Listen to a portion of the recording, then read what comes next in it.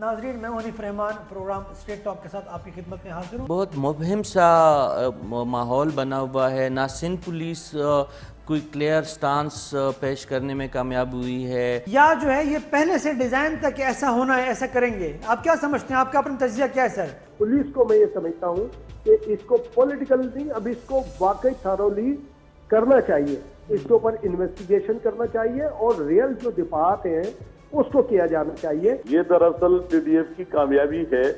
ابھی تو ہم نے یہ دوسرا جلسہ تھا اور دوسرے جلسے کے کامیابی سے اتنے بخلا گئے ہیں کہ وہ گرفتاریوں پہ اتر آئے ہیں۔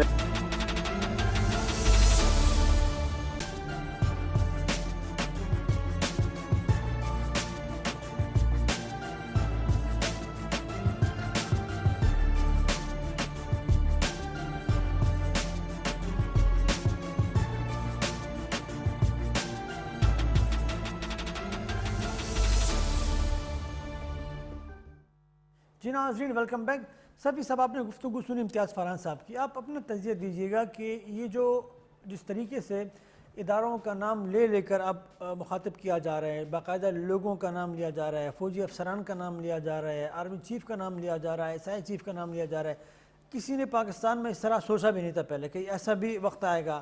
اور امتیاز فرحان صاحب کا جس طرح کہنا ہے کہ یہ اپوزیشن سے زیادہ نقصان دہ ہے اداروں کے لیے موجودہ حکومت کی کارکردگی، اور ان کے جو ناسمجھ ترجمان ہے خاص کر وہ ان کے لب و لہجے سے زیادہ نقصان پہنچ رہے حکومت کو بھی اور اداروں کو بھی۔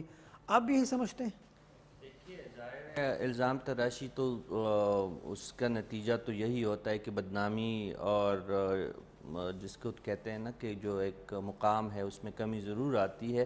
لیکن اس موضوع پہ بات کرنے سے پہلے میں چاہوں گا کہ یہ جو امتیاز صاحب نے بات کی، میں نے ان سے جاننے کی کوشش بھی، ان کی تجزیہ لینے کی بھی کوشش کی کہ اگر آئی جی نے سندھ گورنمنٹ کے علم میں لائے بغیر یا کسی دباؤ یا کسی ڈونس دھمکی مبینہ اس کے تحت، جس طرح حامد میر صاحب کی ٹویٹ کا انہوں نے ذکر کیا کہ شاید ان کو اٹھایا گیا تھا یا کوئی اغوا کیا گیا جس کی ابھی تک تصدیق یا تردید نہیں ہوئی ہے، تو سندھ گورنمنٹ کی اگر ہم اس موقف کو تسلیم کریں جو سعید غنی صاحب فرما رہے ہیں یا مراد علی شاہ صاحب کا جو موقف ہے یا محمد زبیر صاحب کا جو دعویٰ ہے، اگر اس کو ہم درست تسلیم کریں تو حنیف صاحب مجھے بتائیے گا کیا سندھ گورنمنٹ کی ابھی 24 گھنٹے ہو چکے ہیں اس واقعے کو، ابھی تک انہوں نے آئی جی صاحب کی پوزیشن تک نہیں کلیئر کی کہ آئی جی صاحب اگر مبینہ اغوا ہوئے ہیں تو آیا وہ واپس اپنے آفس آ چکے ہیں، اپنے گھر آ چکے ہیں، نہیں آئے ہیں، ابھی تک وہ لاپتہ ہے۔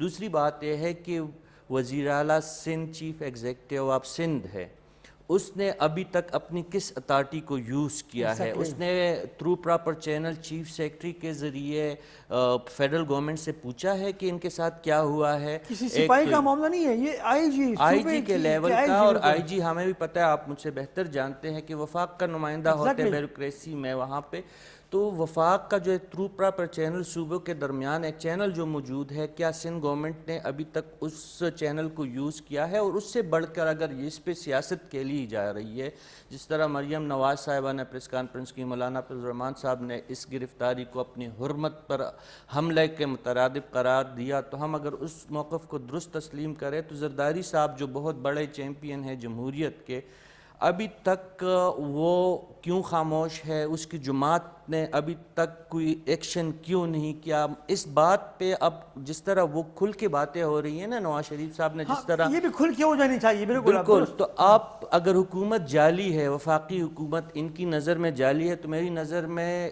سندھ حکومت بھی پھر جعلی ہے، وہ جعلی اپوزیشن کا کردار وفاق میں اگر اس ادا کر حوالے سے رہی اپنی پوزیشن کلیئر نہیں کرتے۔ جی، اگر آپ اتنی بے بس ہے کہ اپنی ہی آئی جی سے پھر آپ کل کے بتانے سے زیادہ اگر آپ اتنی بے بس ہے، اداروں سے نہیں پوچھ سکتے، رینجر سے نہیں پوچھ سکتے ہیں، اگر نواز شریف صاحب اور سب کل کے باتیں کر رہے ہیں تو ہم بھی کل کے بات کرتے ہیں، رینجر اور فوج سے پوچھے کہ بھائی آئی جی کے ساتھ آپ لوگوں نے کیا کیا ہے؟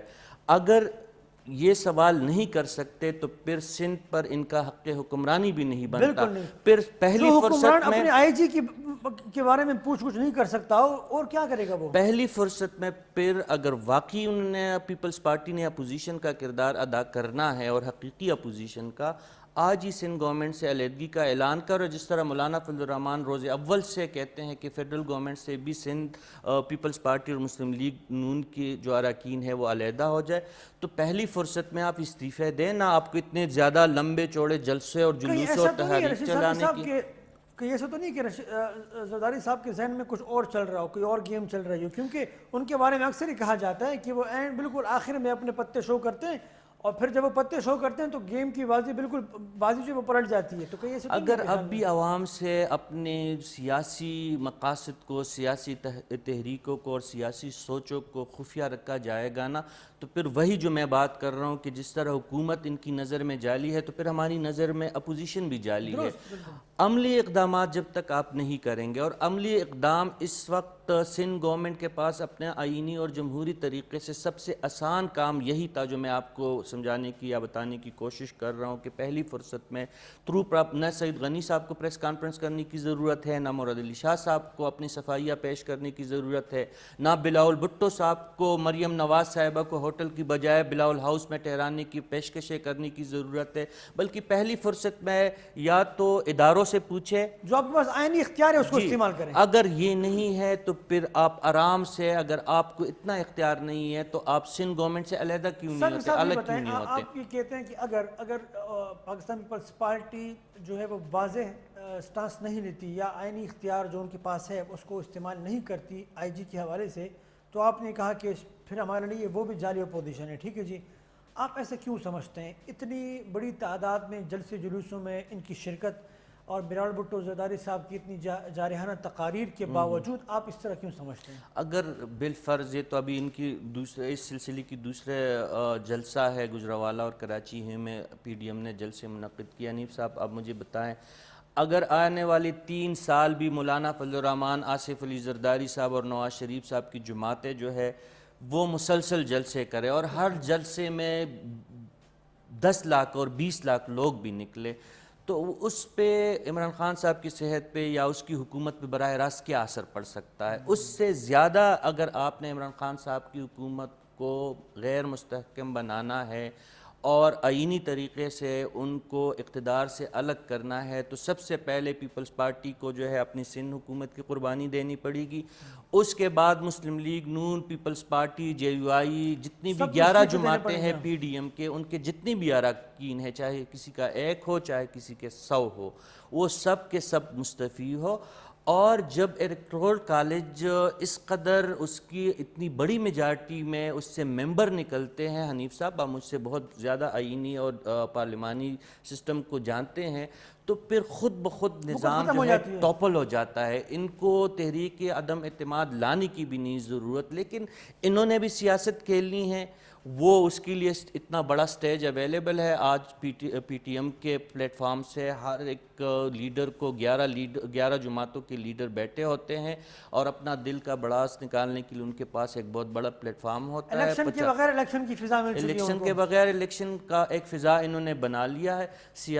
سیاست ہی کھیلی جا رہی ہے, عملی طور پر نہ حکومت عوامی مسائل پہ توجہ دے رہی ہے اور نہ اپوزیشن. یہ جو دلیل دی جاتی ہے اپوزیشن کی جانب سے کہ ہم مرحلہ وار جائیں گے اس طرف, ہم مرحلہ وار جائیں گے. بھائی جان, اگر حالات اس نہج پہ جا رہے ہو کہ آپ کے مقاصد ہی پورے ہو رہے, کل ہی انہوں نے پی ڈی ایم کے رہنماؤں نے ہمیں بتایا تھا کہ یہ ہمارا ایک پیش رفت ہے, ایک قدم آگے اپنے مقصد کی طرف بڑھے ہیں.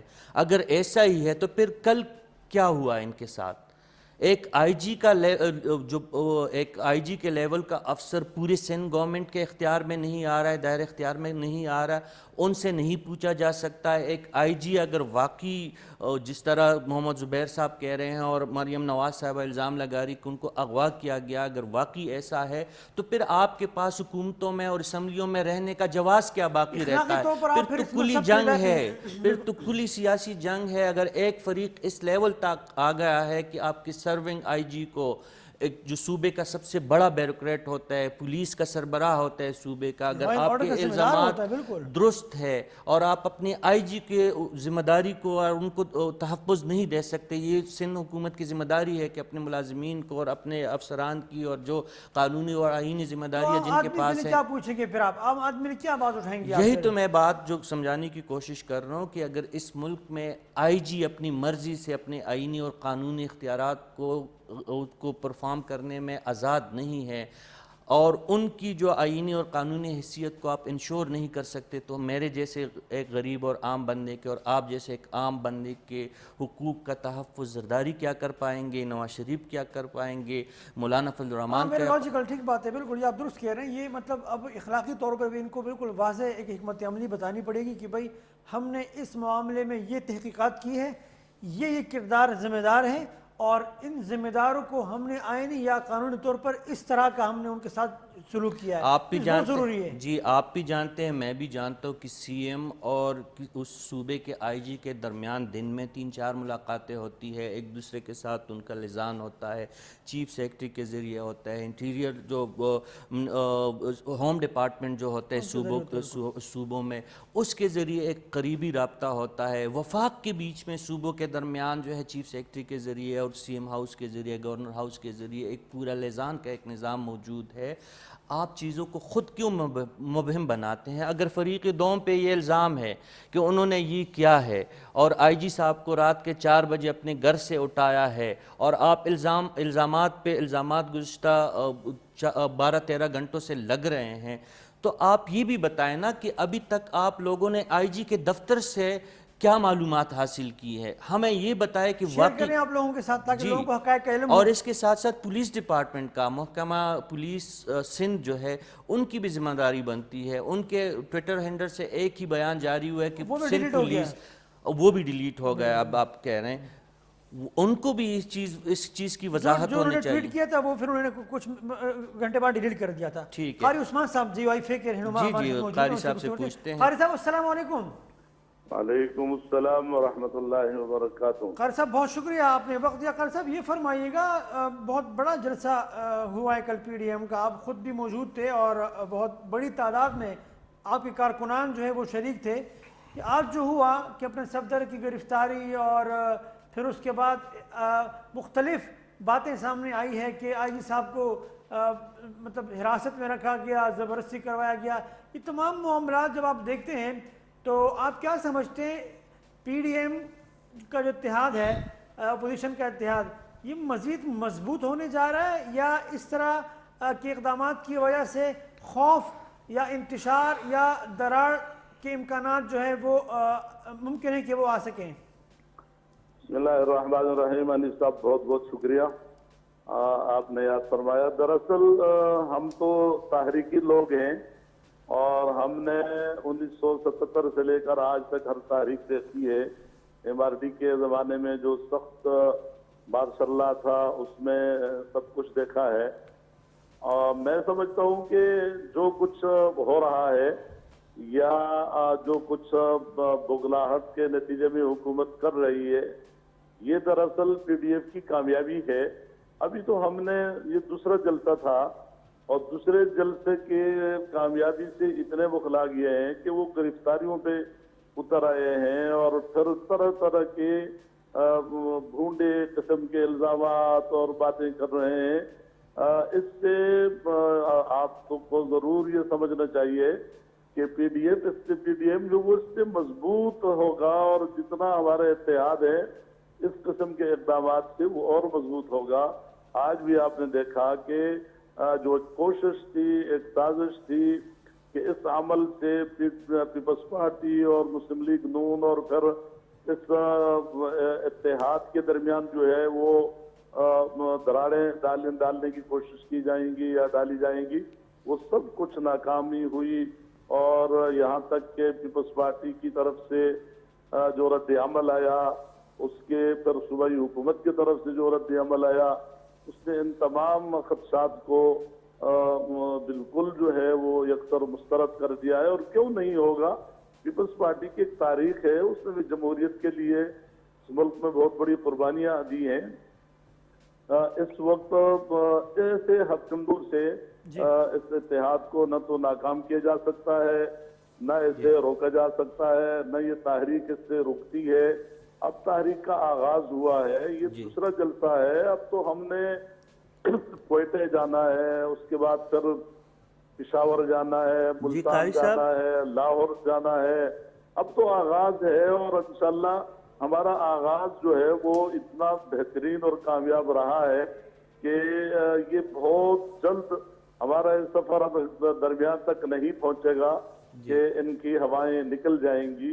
और मैं समझता हूं कि इस किस्म के हथकंडे या किसी आज जो कुछ हुआ है, सुबह जिस तरह दरवाजे तोड़े गए हैं और एक पाकिस्तान की यानी दुख्तर पाकिस्तान हम कहेंगे, दुख्तर कौम हम कहेंगे, एक खातून के घर के दरवाजे, रिहाइशगाह के दरवाजे तोड़ना, अंदर दाखिल होना, बेदर्दी से जिस तरह उनके शोहर को गिरफ्तार किया गया और फिर उन्हें जो सुबकी हुई, ये बहरहाल ये सारे इक़दाम हमारी तहरीक के लिए, तहरीक में एक नई जान डालने के लिए है और ये तहरीक अब रुकेगी नहीं, उस वक्त तक जारी रहेगी।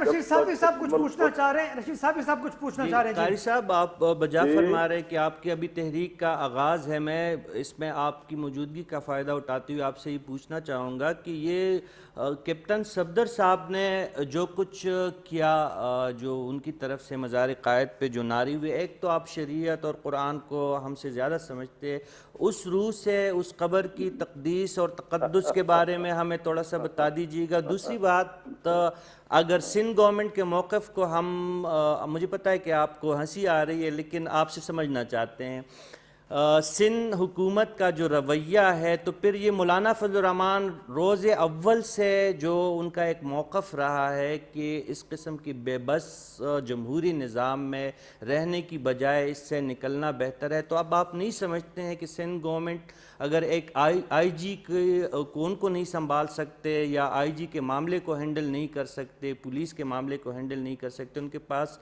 हुकूमत में रहने का अखलाकी जवाज़ क्या बचता है? क्या इस्तीफ़ों का ऑप्शन अब फौरी तौर पर जो लोग पार्लियामेंट में हैं उनको इस्तेमाल नहीं करना चाहिए? वैसे मैं आपके सवाल में तो कई सवालात हैं, मैं आखिर से शुरू करूंगा।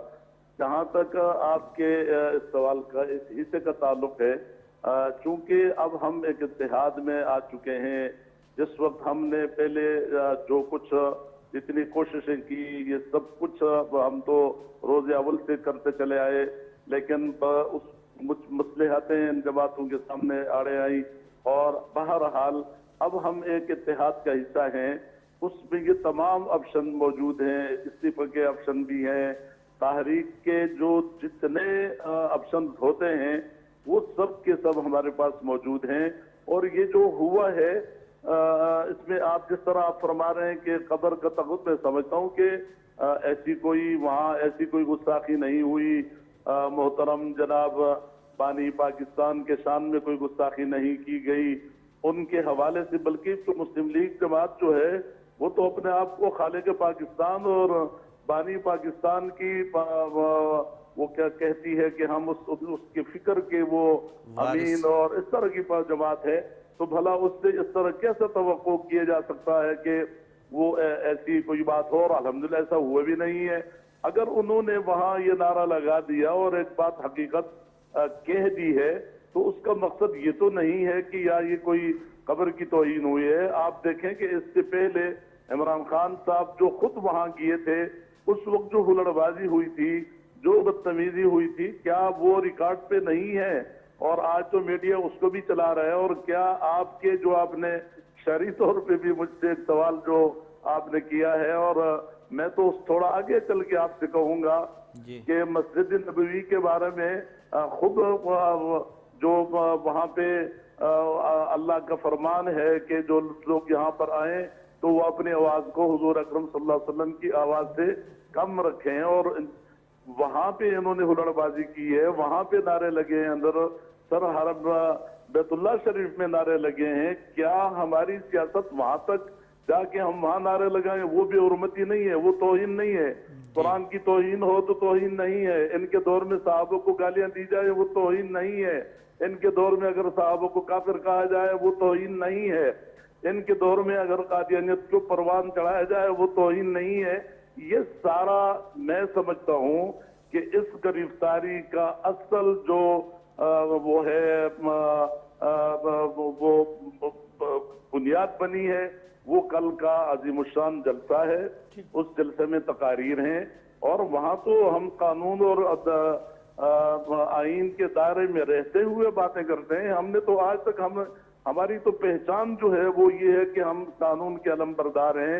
हमने खुद इस मुल्क को आईन दिया है। इस मुल्क को आईन देने में जमीयत उलमा इस्लाम का जो किरदार है, कोई जमात उससे हमसे आगे नहीं है। फिर हम जहाँ हो और वहाँ गैर कानूनी गैर आईनी चीजें ऐसी नहीं हो सकती हैं। मैं समझता हूँ कि ये तो बौखलाहट है। और फिर जिस तरह आपने फरमाया कि पीपल्स पार्टी बेवजह से हम समझते हैं, लेकिन चूंकि अब हम एक इत्तेहाद का हिस्सा हैं, पीपल्स पार्टी ने आज जो अपना रद्द-ए-अमल दिया है, फिर पीपल्स पार्टी की सूबाई हुकूमत ने जो रद्द-ए-अमल दिया है, पीपल्स पार्टी के चेयरमैन साहब ने जो रद्द-ए-अमल दिया है, उसके बाद कोई इस तरह शक करो। और ये इसीलिए ये जो कुछ किए जा रहा है ये इसलिए किया जा रहा है कि हमें आपस में हमारे दरमियान इख्तलाफात पैदा करने की कोशिश की जा रही है। दुरुस्त कारी मोहम्मद उस्मान साहब, आपका बहुत बहुत शुक्रिया, आपने तफसीली वक्त हमें दिया। थैंक यू सो मच जी। नाजरीन, ये थे जमीयत उलमा इस्लाम फजल रहमान कराची के मोहतरम अमीर कारी मोहम्मद उस्मान साहब। उनकी गुफ्तगू आपने सुनी। ब्रेक का वक्त हुआ चाहता है, ब्रेक के बाद दोबारा आपकी खिदमत में हाजिर होते हैं।